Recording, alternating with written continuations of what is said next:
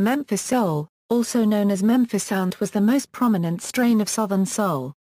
It is a shimmering, sultry style produced in the 1960s and 1970s at Stax and High Records in Memphis, Tennessee, featuring melodic unison horn lines, organ, bass, and a driving beat on the drums. Many of the songs in this style were performed by vocalists backed by the house bands for Stax and High Records. The Memphis soul sound was different from the Motown sound from Detroit. After the rise of disco in the late 1970s, Memphis soul declined somewhat in popularity. Stax Museum of American Soul Music is dedicated to preserving the Memphis sound. History Stax Records Jim Stewart and Estelle Axton converted an old movie theater into a recording studio at the corner of McLemore Avenue and College Street in Memphis, Tennessee.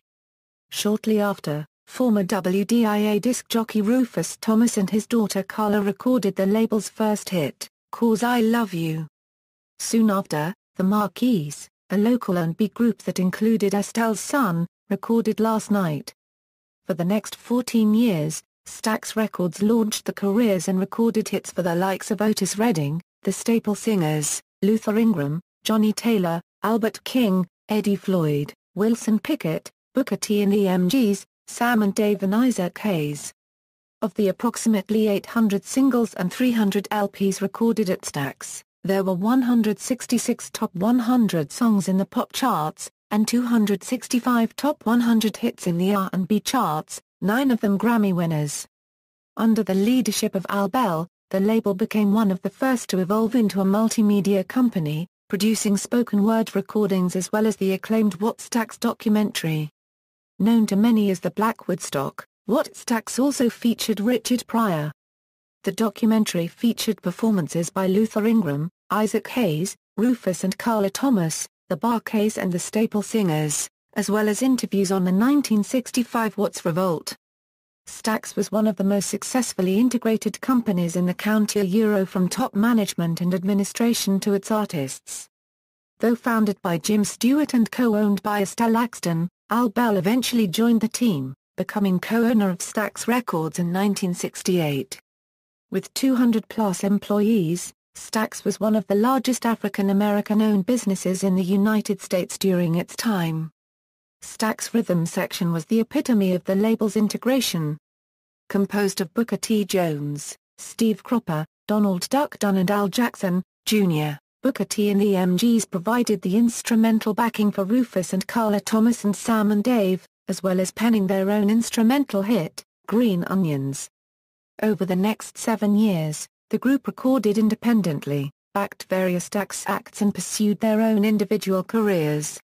Jones worked with artist-producer William Bell and co-wrote the blues classic Born Under a Bad Sign, while Cropper supervised the recordings of Otis Redding and co-wrote hits with Wilson Pickett and Eddie Floyd. Stax gave back to its African-American music buying public, utilizing its marketing budget to help keep publications like Jet and Black Enterprise operating. Stax financed free benefit concerts with its artists, helped raise money for the needy during the holidays, and participated in and helped publicize the federal government's Stay in School program. High Records started by a trio of Sun Studio musicians, Ray Harris, Bill Cantrell and Quentin Clauncher as well as Joe Quaggy, one of the owners of Poplar Tunes, a local record store. High Records' early releases were primarily rockabilly. While the label had success with this sound, rockabilly as a trend was declining, as was High Records. Then the label had its first hit, courtesy of Harris' friend, Bill Black. Just as the Marquis' Last Night helped Stax, the success of Bill Black's combo changed High from a rockabilly label to an instrumental powerhouse during the early 60s. But as the decade wore on, High Records once again recognized a shift in the musical landscape, and, with the leadership of producer-songwriter Willie Mitchell, evolved into a successful soul music label. The label first emerged on the national scene with Ann Peebles. Approached by Mitchell after an impromptu performance at the Rosewood Club, Peebles hit the charts in 1969 with Walk Away followed by Part-Time Love. She would later record Breaking Up Somebody's Home, and I Can't Stand the Rain, a song championed by John Lennon and sampled by Missy Elliott. After a chance encounter on tour in Texas, Al Green joined Willie Mitchell and High Records, and together, they became the preeminent source for soul music in the 1970s.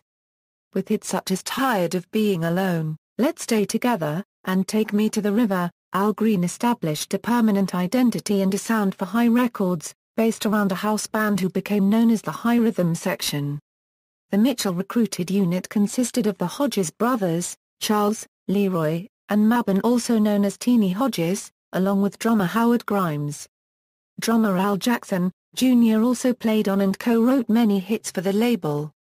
Mitchell also recruited the Memphis Horns of Stax. One aspect of the label's success came from the fact that while High Records was inseparable from Willie Mitchell and Royal Studio often operated separately from High. Mitchell often produced and arranged records for a number of artists, including Ike and Tina Turner, who were not members of the High roster. Notable artists. References. External links: High Records, Ardent Studios, Bill Street, West Memphis Blues and Rhythm Society.